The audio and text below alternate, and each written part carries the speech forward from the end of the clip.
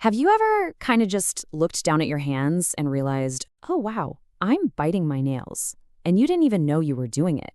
It's this habit that's just so automatic, right? So deeply wired in that a ton of us struggle with it, sometimes for our entire lives. So let's get into it and figure out what's really going on here. And hey, right off the bat, I want to be super clear. This is a safe space, a total judgment-free zone. If you're a nail biter, well, you are in very, very good company. We're just here to understand it, not to feel bad about it. So let's start by getting just a little bit formal and give this thing its proper name, onychophagia. I know, it's a mouthful, but hearing that clinical term helps us shift our thinking. It's not just some random bad habit. It's a recognized behavior with real psychological roots.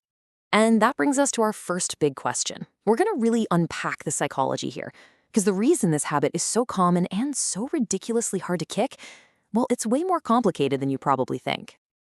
We always call it a nervous habit, right? And sure, stress is a huge trigger for sure, but the real story is a lot deeper than that. For most of us, this whole thing kicks off in childhood and kind of snowballs into this ingrained way we cope with all sorts of feelings. Now check this out, because this is fascinating. Think of nail biting as your brain's little emotional thermostat.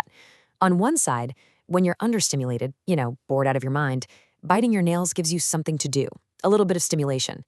But on the flip side, when you're overstimulated, totally stressed or anxious, it acts as a physical distraction, like a tiny little escape hatch from whatever's overwhelming you. Okay, so that leads to the million-dollar question. How does it go from being this coping thing we do to something so automatic we don't even realize we're doing it? And boom, here's the answer. It is a perfect textbook example of the four-step habit formula. First, you've got the cue. Your nails are always there. You can't escape them. Second, the behavior. It's super simple, right? Third, the reward, that instant feeling of relief or distraction. And the final step, the kicker, is repetition. It starts when you're a kid and just keeps going, locking that loop in tighter and tighter over the years. All right, so now we get why we do it. But I'm sure a lot of you are thinking, okay, but is it really that big of a deal? Let's dig into that, because there are some surprising health risks you might not have thought about.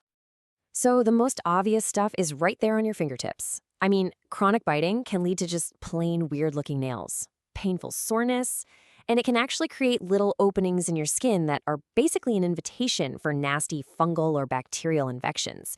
Yikes! But wait, the damage doesn't stop there. Think about it. This habit puts this constant, weird pressure on your teeth.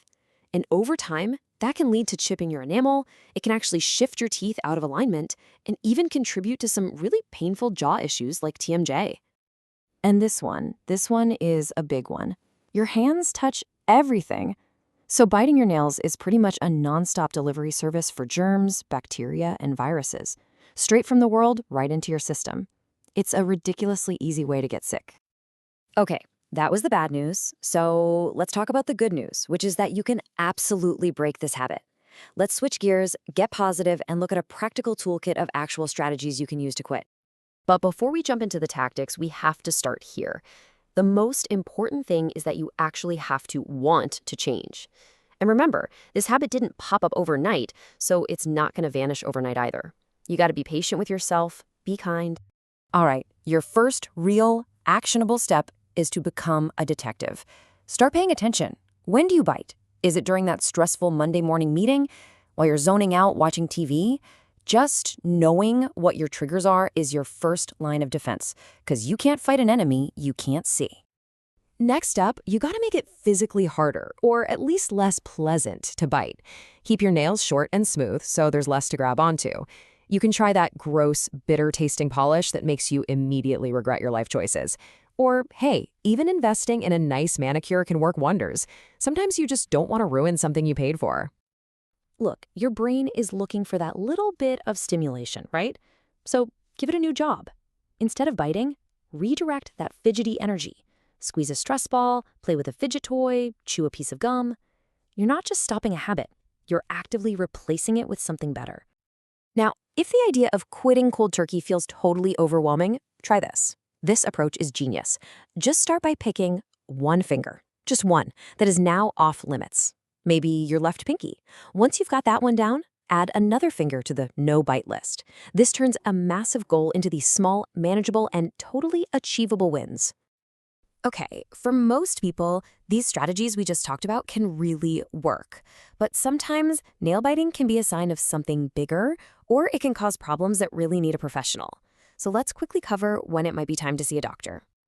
The most important thing here is to know there is zero shame in getting help. If this habit is causing you real physical damage or a lot of emotional pain, reaching out is actually a sign of strength, not weakness.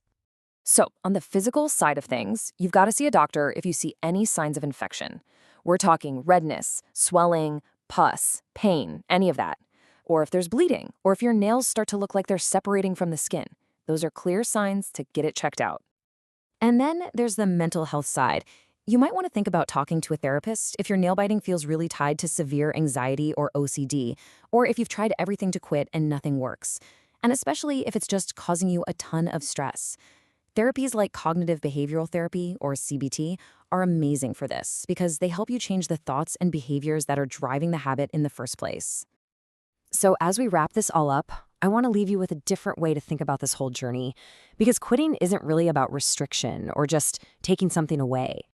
It's really about creating an opening, a space. Every single time you feel that urge to bite and you consciously choose not to, you are creating this tiny little moment of mindfulness in your day.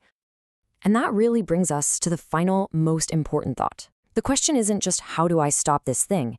It's what am I going to do with this new space I've just created for myself? What new positive habit are you going to choose to build in its place?